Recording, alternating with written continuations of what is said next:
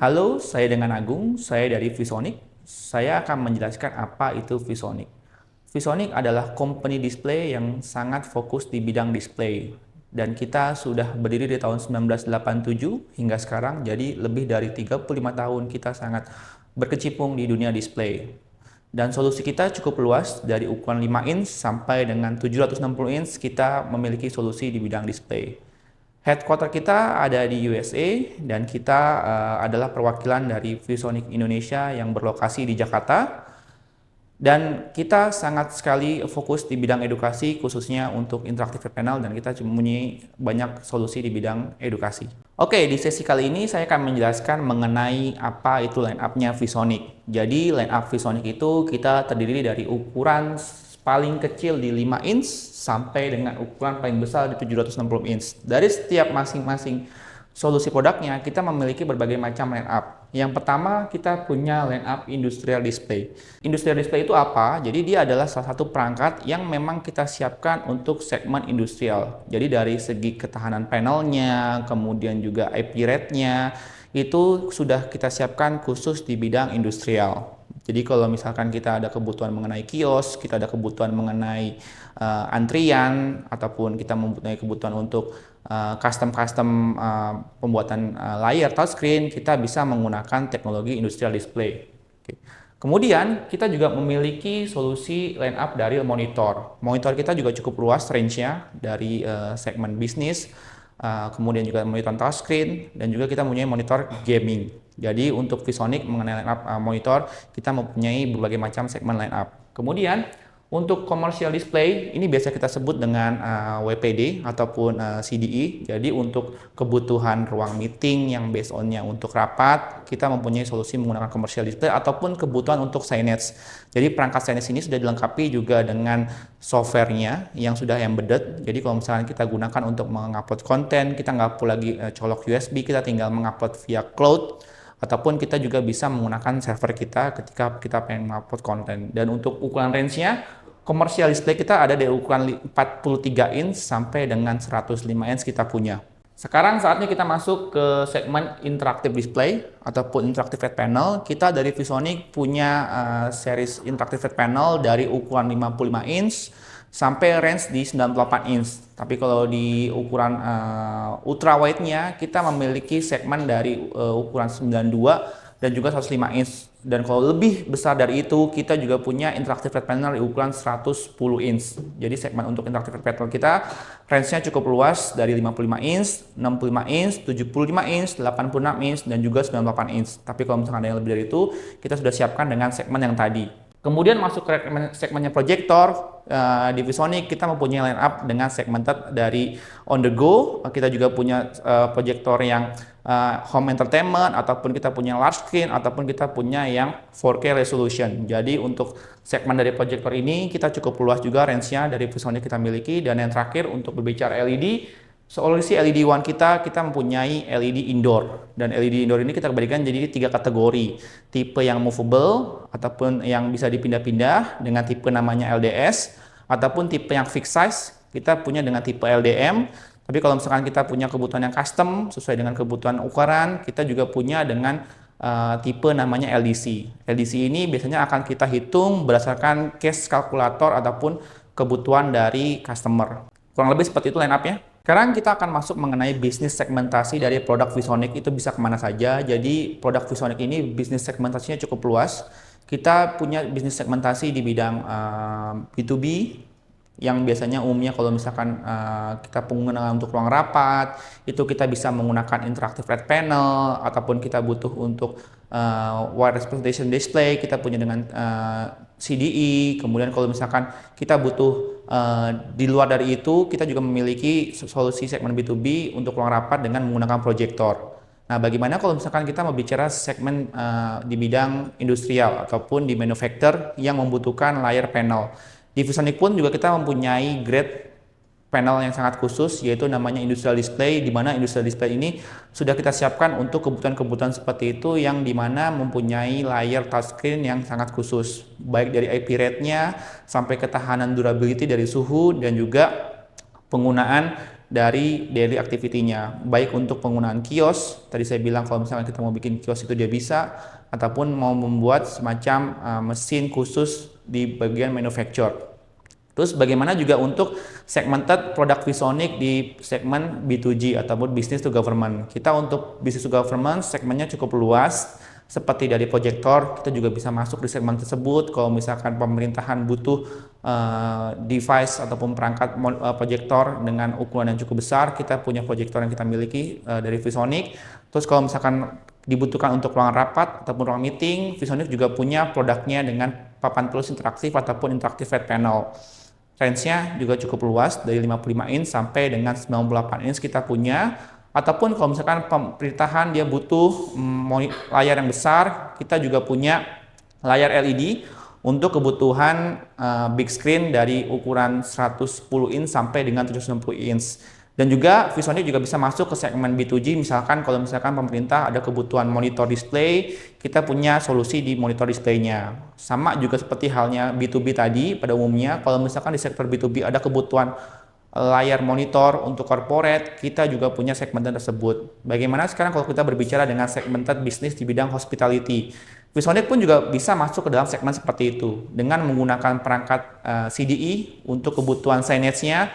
Itu bisa kita terapkan di segmen hospitality. Terus kalau misalkan ada kebutuhan mengenai layar yang tadi kita bilang untuk bikin kios antrian, kita juga dari VisoNik mempunyai solusi di industrial display-nya. Kalau untuk hospitality pun ada kebutuhan mengenai monitor ataupun segmen-segmen menggunakan layar touchscreen di ruangan office-nya, kita juga bisa menggunakan solusi monitor di VisoNik yang kita miliki. Kalau untuk ruang rapat, kita memang bisa menggunakan dua segmen line up. Yang tadi saya bilang, kita juga bisa menggunakan interactive flat panel, ataupun kita juga bisa menggunakan segmented projector untuk kebutuhan ruangan rapat. Kurang lebih seperti itu. Sekarang saya akan menjelaskan mengenai solusi dari kebutuhan customer. Bagaimana kalau misalkan customer ada segmented tertentu ataupun partner ada kebutuhan dari permintaan customer. Contohnya, ada user misalkan dia ada kebutuhan perangkat yang pengen bisa di-manage ataupun dikontrol. Sebenarnya VisoNik mempunyai solusi seperti itu. Kita mempunyai solusi dengan nama My Manager. Jadi My Manager ini adalah software yang kita siapkan untuk bisa memanage kebutuhan user, yang dimana ketika user pengen ada kebutuhan perangkat di ruang rapat, di ruangan kelas, dia pengen bisa memanage tampilan dari IFP-nya, dan dia juga pengen bisa mengontrol tim IT-nya. Dengan adanya My Manager ini, tim IT itu dengan sangat mudah sekali bisa memanage IFP baik dari gedung A ataupun gedung B, dan nanti tim IT tersebut bisa mengirimkan konten broadcast media, ataupun tim IT juga bisa melakukan controlling dengan menggunakan remote. Jadi ketika kalau misalkan user bertanya, Pak, saya ada kebutuhan untuk bisa memanage oleh tim IT dari jauh, saya nggak mau ada tim IT di dalam ruangan.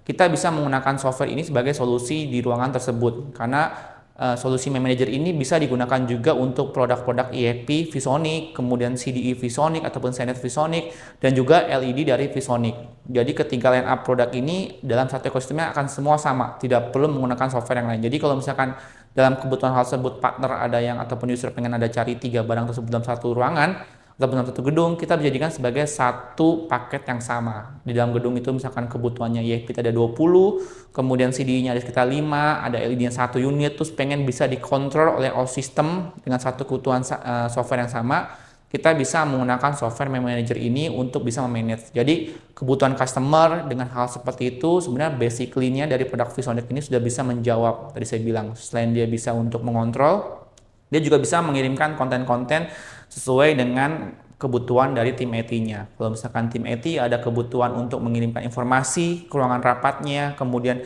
IFP-nya sedang dipakai, ataupun ketika rapat dari usernya dia pengen ada informasi yang diberikan langsung oleh pusat, tim IT itu ataupun tim regional bisa langsung menggunakan My Manager ini langsung ke semua perangkat device secara bersamaan tanpa perlu menggunakan software yang lain. Jadi memang ini adalah solusi yang cukup lumayan menarik ketika kita memberikan solusi dalam kebutuhan memanage dari perangkat-perangkat VisoNik. Kali ini saya akan menjelaskan mengenai case yang sering terjadi pada kebutuhan LED di customer. Jadi terkadang ada berbagai macam customer yang membutuhkan perangkat LED besar ataupun dia membutuhkan layar yang besar ketika ditanya mengenai apa solusi yang tepat yang bisa digunakan. Nah, ViewSonic memiliki solusi tersebut.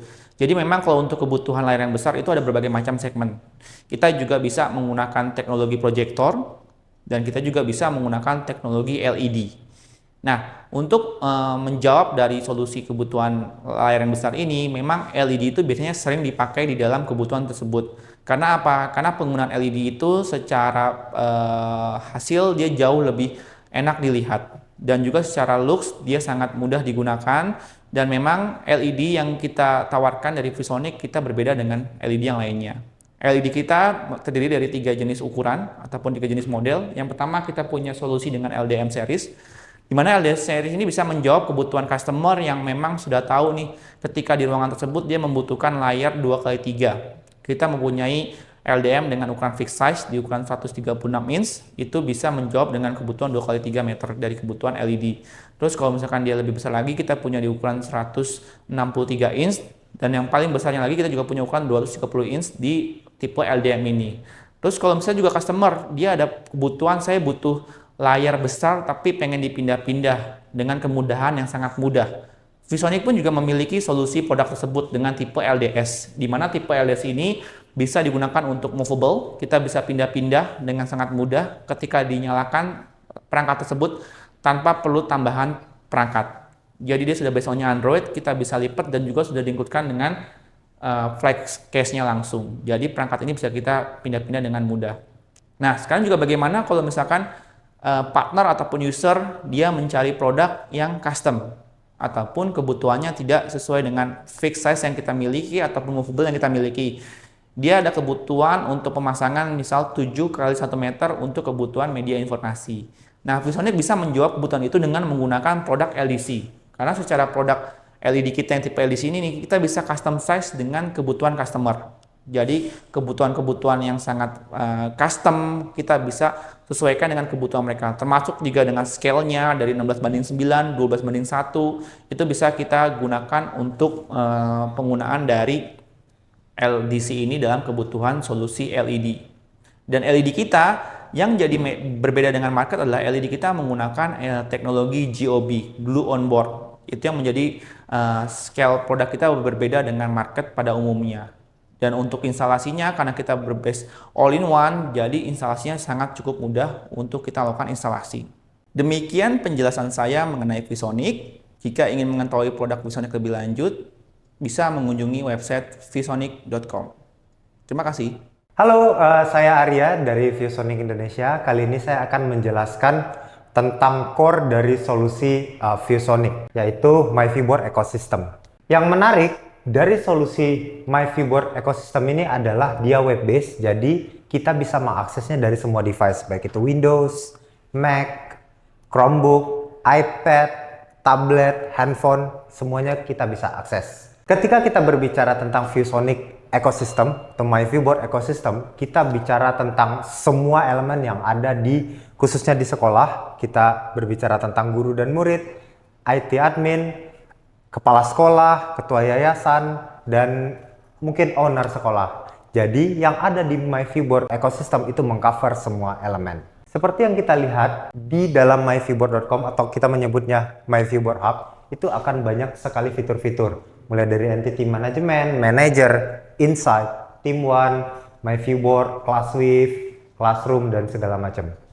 Dari sekian banyak fitur-fitur yang ada di sini, kita membaginya menjadi 3 klaster. Nah, yang pertama kita akan melihat fitur-fitur yang biasa digunakan oleh guru dan murid dalam proses belajar mengajar. Kita lihat ada di sini MyViewBoard, yaitu papan tulis digital. Terus kita punya ClassWiz, tools bagi guru untuk mengajar, untuk mempermudah interaksi. Kemudian Classroom, ketika guru-guru ingin mengarahkan pembelajaran di hari itu, seperti misalnya pembelajaran kolaboratif atau bekerja dalam kelompok, mereka bisa menggunakan Classroom. Dan kita punya ViewSonic Original. ViewSonic Originals itu adalah materi-materi siap pakai yang sudah di pre-made oleh tim ViewSonic yang tinggal di-download saja. Jadi kita download, terus kita bisa langsung pakai. Dan di dalamnya juga ada tutorial cara penggunaan materi tersebut dalam bentuk video. Selanjutnya kita bicara tentang fitur yang biasa digunakan oleh IT admin. hal-hal yang mempermudah mereka untuk memanage perangkat-perangkat ViewSonic mereka. Kita lihat di sini ada entity management, ada manager. Entity management itu akan digunakan oleh IT admin untuk memanage user-user yang ada di dalam entity mereka, yang ada di dalam yayasan mereka. Mungkin kita bisa sebut itu yayasan. Itu mereka akan bisa manage, mereka akan bisa kontrol di situ, bisa memberikan akses untuk menginstal, bisa memberikan akses full version kepada MyViewBoard ini. Terus manager ini berkaitan dengan manajemen device. Jadi misalnya kalau kita punya satu device, mungkin itu mudah untuk kita menginstal, mengupdate softwarenya, mengunci, atau ketika ada problem kita bisa mendatangi device ini satu. Karena dia hanya satu. Tapi kalau kita bicara udah 10 device, 20 device, 100 device, atau ratusan device yang tersebar di beberapa tempat, IT tidak mungkin mendatangi device ini satu-satu. Nah, dengan manager ini, IT bisa mengontrol ini dari jarak jauh. Akan bisa meremote device-device ini. Jadi dia bisa menginstal aplikasi secara bersamaan di ratusan device tersebut, mengunci. Terus yang menarik adalah karena ini web based, IT juga tidak perlu harus membuka laptopnya untuk bisa mematikan ini. Misalnya saja si IT ini sudah di perjalanan pulang, misalnya dari sekolah atau dari kantornya. Terus dia ingat, oh mungkin sepertinya saya lupa mematikan. Dia hanya tinggal buka handphone. Dari handphone dia akses myviewboard.com, dia buka manager dan dia akan bisa mematikan dari situ. Jadi dua fitur ini akan membuat hidup IT sedikit lebih mudah. Oke, selanjutnya kita punya fitur insight. Fitur ini biasa digunakan oleh kepala sekolah, ownernya, atau mungkin ketua yayasan. Karena ketika kita bicara soal ViewBoard ini berarti kita akan menginvestasikan. Nah, jadi owner atau ketua yayasan atau kepala sekolah mau make sure kalau ini sudah dipakai dengan maksimal. Nah, dengan insight ini kita bisa mendapatkan wawasan terkait dengan penggunaan device ini. Yang pertama, sebagai kepala sekolah atau ketua yayasan atau owner, kita bisa memantau aktivitas dari semua user kita yang ada under kita ya. Mungkin bisa guru-guru atau karyawan kita atau siapapun itu, kita bisa lihat aktivitas mereka dari sini. Contoh, saya punya guru namanya Andrew. Dari sini saya bisa lihat dia sudah sign in sebanyak 244 kali dalam 90 hari terakhir. Gitu. Dari sini saya bisa lihat dia sign in-nya di mana aja.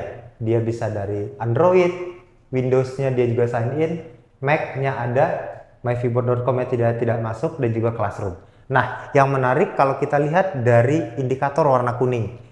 Di aktivitas Andrew tidak ada indikator warna kuning. Itu berarti Andrew itu tidak pernah menggunakan Classroom. Itu bisa saja dia tidak paham dengan Classroom, atau mungkin dia memang tidak menggunakan Classroom. Kenapa kita butuh tahu itu? Karena ViewSonic juga menawarkan layanan training atau professional development trainer itu sebagai bentuk komitmen ViewSonic bagi pendidikan. Nah, misalnya kita sudah tahu Andrew ini tidak menggunakan Classroom dengan asumsi bahwasanya Andrew tidak menggunakan Classroom karena dia tidak mengerti. Kita bisa mengatur training untuk Andrew ini spesifik membahas Classroom saja. Begitu juga mungkin kita bisa lihat dengan yang lain. Ini juga mungkin tidak ada yang menggunakan Classroom. Jadi kita bisa mengumpulkan beberapa guru untuk fokus trainingnya ke Classroom. Kalau tadi kita bisa memantau aktivitas masing-masing user, kita juga bisa memantau aktivitas dari perangkat ini. Contoh, saya punya satu device, namanya ini bisa kita ganti secara manual, modelnya ini, dan saya bisa lihat ini sudah menyala 23 kali di 90 hari terakhir. Kita bisa breakdown, kita lihat satu-satu trennya, kapan saja dia nyala. Oke, yang pasti setiap hari Minggu AFP ini tidak nyala. Di hari Senin banyak, di hari Selasa ini hanya satu yang nyala. Ini kita bisa tahu, oh kenapa AFP-nya hanya menyala satu kali di bulan Mei. Kenapa di bulan ini setiap hari Selasa dia tidak menyala? Nah, itu kita bisa jadikan wawasan atau insight untuk kita untuk mereview kembali penggunaan ini. Seperti yang sudah kita sebutkan di awal, karena kita sudah berinvestasi dengan ini, kita ingin ini dipakai dengan maksimal. Dengan insight ini kita bisa tahu. Yang menarik juga dari fitur insight ini, karena ViewSonic ekosistem itu juga sudah di-embed dengan AI in-house kita, yang artinya AI ini diciptakan sendiri oleh ViewSonic, dia juga memasukkan fitur AI itu di inside ini. Seperti kita lihat ada AI dashboard. Dari sini kita bisa lihat, kita tinggal memantau saja. Dari sini kira-kira apa penggunaannya. Dari sini kita bisa pakai dashboard wizard ini, kita tinggal ketik kita butuh apa dan nanti hasilnya kita bisa download seperti itu untuk dapat insight ke kita. Selanjutnya, satu fitur yang biasa kita gunakan untuk kolaborasi, kita menamakannya My Viewboard Classroom. Ini kita tinggal klik, jadi kita masuk. My Viewboard Classroom ini adalah web based, jadi kita tidak perlu menginstal apa-apa di perangkat kita. Kita hanya masuk ke myviewboard.com, kemudian kita akses My Viewboard Classroom. My Viewboard Classroom ini secara kanvas dia mungkin sama seperti whiteboard. Yang membedakan adalah fitur-fitur yang ada di sini. Kemudian fitur-fitur yang ada di sini itu adalah fitur-fitur kolaborasi. Di sebelah kiri ini adalah list dari nama-nama siswa atau peserta yang ada di sesi kita. Kalau kita punya 2 yang muncul 2, kalau kita punya 10 dia akan muncul 10, 15, 20. Nah, itu akan muncul semua. Dari situ ya kita tinggal memberikan aktivitas. Misalnya aktivitas apa, itu akan langsung masuk ke perangkatnya murid atau para peserta sesi kita. Untuk bisa berinteraksi di classroom ini, mereka hanya butuh untuk scan QR code itu. Nah, setelah mereka scan, mereka semua akan masuk di sini. Nah, sekarang saya punya 2 murid, yang satu namanya JJ, yang satu namanya Adam. Nah, setiap apapun yang saya tulis di sini itu akan secara real time masuk ke perangkat mereka tanpa kita harus screen sharing. Dengan menggunakan Classroom, guru juga terbantu untuk memonitoring siswanya. Nah, misalnya seperti ini, saya bisa tahu ini Adam sekarang itu sedang tidak memperhatikan saya karena warnanya berubah menjadi warna kuning. Jadi akan ada indikator seperti itu. Ketika murid-murid saya sedang tidak memperhatikan saya atau mungkin sedang membuka jendela lain, itu indikatornya akan berubah menjadi warna kuning. Setidaknya itu menjadi first warning ke guru bahwasanya si murid ini sedang tidak memperhatikan saya. Misalnya, ini Adam warnanya kuning, JJ warnanya hijau, berarti JJ masih sedang memperhatikan saya. Dari sini bukan hanya dari saya saja ketika saya menulis dan muncul di perangkat murid-muridnya, tapi ketika saya berikan mereka akses, contoh saya kasih akses JJ dan Adam untuk bisa menulis. Nah, sekarang mereka akan bisa menulis di kanvas saya. Oke, silakan. Nah, seperti itu. Ini adalah tulisan dari JJ dan Adam. Dia akan menulis sendiri seperti itu. Nah, 1 tambah 1, 2. Itu bukan saya yang menulis, tapi itu adalah murid saya yang menulis. Dengan menggunakan Classroom, kita juga akan mendapatkan fitur-fitur yang cukup menarik untuk berkolaborasi. Kita bisa cek, di sini ada 3D model yang bisa kita pakai. Contoh, solar system. Kita punya 3D model yang bisa kita pakai, seperti ini. Nah, ini ini bisa kita putar 360 derajat. Nah, ketika kita memutar ini, di perangkatnya murid, ini juga berputar. Tapi ketika murid atau peserta yang memutar itu di perangkat mereka, di sini tidak akan ikut terputar. Jadi seperti itu. Kita juga punya 3D model. Ini akan mempermudah kolaborasi juga atau explorative learning misalnya. Selanjutnya, di sini juga ada fitur untuk membuat quiz. Jadi kita bisa create test. Jadi kita bisa membuat quiz secara langsung. Seperti ini, kita kasih jawaban oke, no, kita bisa kasih nilai untuk masing-masing soalnya, misalnya 2. Kita juga bisa memilih jenis pertanyaan yang akan kita kasih, bisa multiple response, multiple choice, jawaban pendek atau esai. Setelah itu kita bisa done. Setelah dia selesai, kita tinggal launch ini, tinggal kita start untuk itu mulai di perangkatnya murid.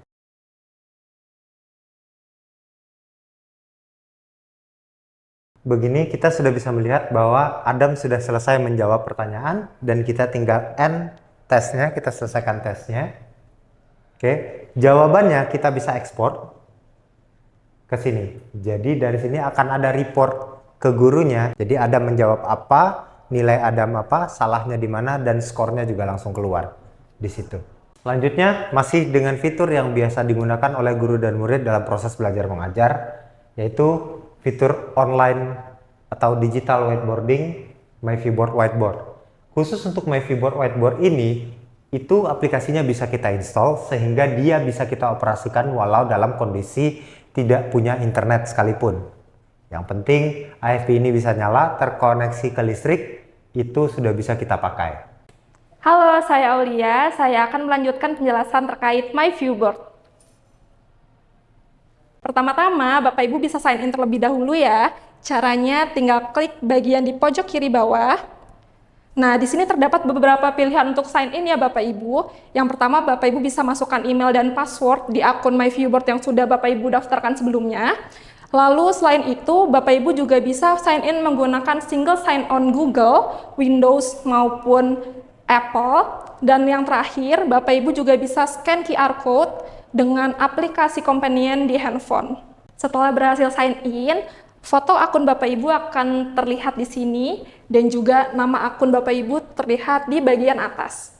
Jadi MyViewBoard Whiteboard ini dapat kita gunakan untuk membuat materi pelajaran ya Bapak Ibu. Nah, tampilannya akan seperti ini, yaitu kanvas putih. Untuk membuat tampilan materi pembelajaran lebih menarik, tentunya Bapak Ibu bisa nih menggunakan background yang tersedia dari MyViewBoard Whiteboard. Caranya, Bapak Ibu tinggal klik logo background yang ada di pojok kiri bawah. Nah, di sini sudah tersedia beberapa pilihan background dari MyViewBoard Whiteboard yang dapat Bapak Ibu gunakan secara gratis. Selain itu, Bapak Ibu juga bisa menggunakan background dari ViewSonic Originals. Di sini terdapat beberapa pilihan pembelajaran Bapak Ibu. Contohnya, ada background terkait geografi, lalu ada terkait kesehatan, holidays, dan yang lain-lain. Saya coba contohkan untuk satu background materi ya Bapak Ibu. Di sini saya mau mencoba untuk menggunakan background dari materi geografi. Misalnya saya pilih yang ini, saya klik, lalu saya pilih untuk menggunakan background hanya di page yang pertama saja, saya klik this page. Nah, backgroundnya sudah langsung tersedia ya Bapak Ibu. Selanjutnya, untuk membuat anotasi, Bapak Ibu bisa klik logo pen yang ada di bawah. Secara default, pen akan berwarna hitam. Namun, kita bisa menyesuaikan warnanya nih Bapak Ibu. Misalnya, saya mau mencoba menggunakan pen berwarna putih. Kita klik yang warna putih, lalu kita coba tuliskan di sini. Misalnya, saya mau menulis geografi.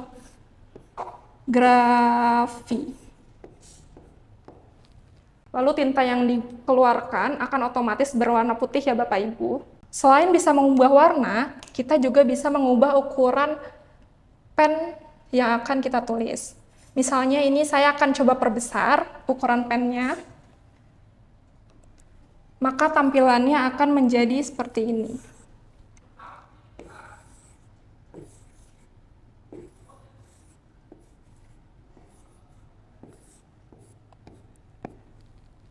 Anotasinya juga akan lebih membesar dibanding yang sebelumnya. Selain pen, kita juga bisa menggunakan brush. Di sini Bapak Ibu tinggal memilih warna yang akan Bapak Ibu gunakan. Misalnya di sini saya mencoba untuk menggunakan warna merah.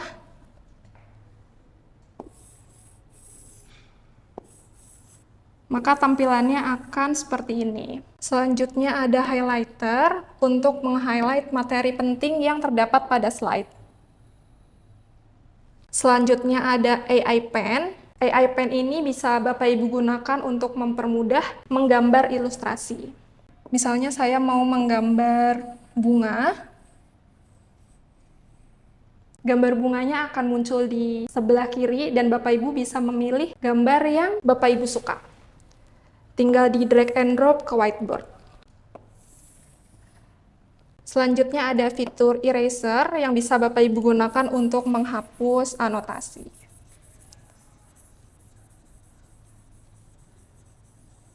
Selanjutnya di sini ada fitur shape Bapak Ibu. Terdapat berbagai fitur shape yang bisa Bapak Ibu gunakan.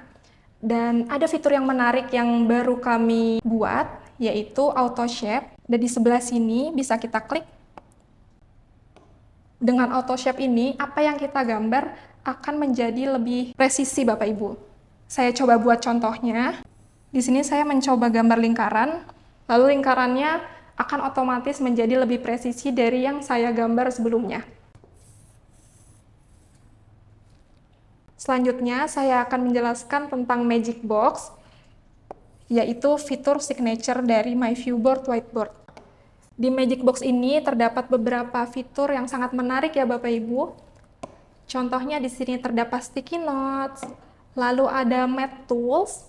Nah, di dalam Math Tools ini terdapat beberapa fitur tentang matematika yang bisa Bapak Ibu gunakan untuk pembelajaran matematika. Di sini ada penggaris, ada jangka, ada busur, ada kalkulator, ada juga dadu yang bisa Bapak Ibu gunakan untuk membuat gamifikasi matematika. Selain itu, di Magic Box kita punya YouTube Premium Bapak Ibu. Jika Bapak Ibu ingin memasukkan video YouTube ke whiteboard, Bapak Ibu bisa menggunakan YouTube ini agar bebas dari iklan. Misalnya saya ingin memasukkan video geografi, tinggal ketikkan, lalu di enter, lalu kita pilih salah satu video yang menurut Bapak Ibu paling menarik, kita drag and drop ke whiteboard.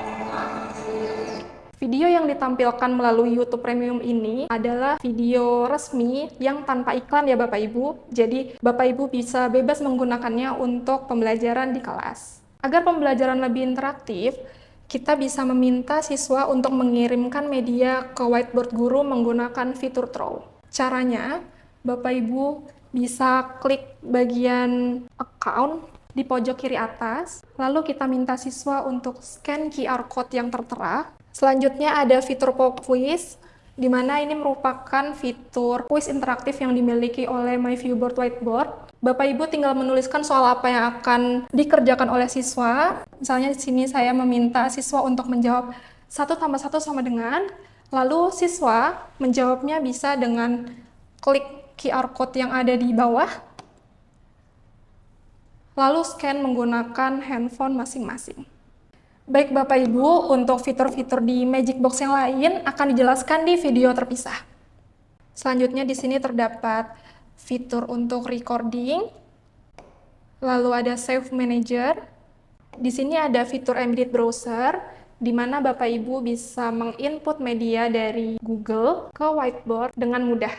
Selanjutnya ada ViewSonic Originals. Di ViewSonic Originals ini terdapat materi ajar siap pakai yang bisa langsung Bapak Ibu gunakan untuk pembelajaran di kelas. Selain itu, terdapat online games yang bisa Bapak Ibu gunakan secara gratis agar kelas menjadi lebih interaktif. Untuk ViewSonic Originals ini dibuat berdasarkan kurikulum internasional Bapak Ibu. Namun, ViewSonic Indonesia bersama tim ambasador juga membuat materi ajar siap pakai berdasarkan kurikulum Indonesia. Bapak Ibu bisa buka di bagian community. Di community Indonesia ini terdapat banyak sekali materi ajar siap pakai yang sudah dibuat oleh tim ambasador dari Indonesia.